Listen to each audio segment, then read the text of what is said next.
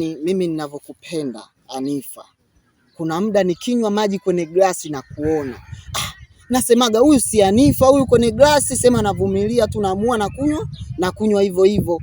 Na tena mimi nakwambia ukinikubali na kununulia Tanzania yote na kwa yako, alafu naiuza, nikishaiuza nafukuza watu wote wa Tanzania, tunaishi wawili mama. Mimi ninavyokupenda wewe. Hebu kelele kwanza. Unajua kuna vitu vingine vihitaji mbwembwe nyingi, yani uongo mwingi.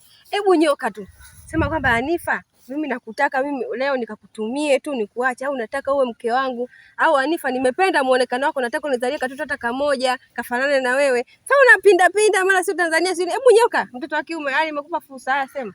Kwa nini niongee tu serious? Ongea ni nia yako kutoka moyoni, mimi nimekuruhusu. Sawa.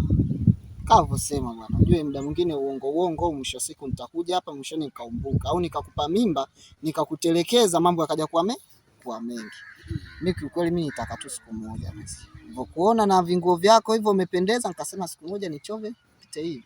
Sasa ulikuwa unazunguka nini mtoto akima, muda mwingine unakaza. Haya twende nikakupe UTI uhangaike naye. Nihangaika na UTI tena?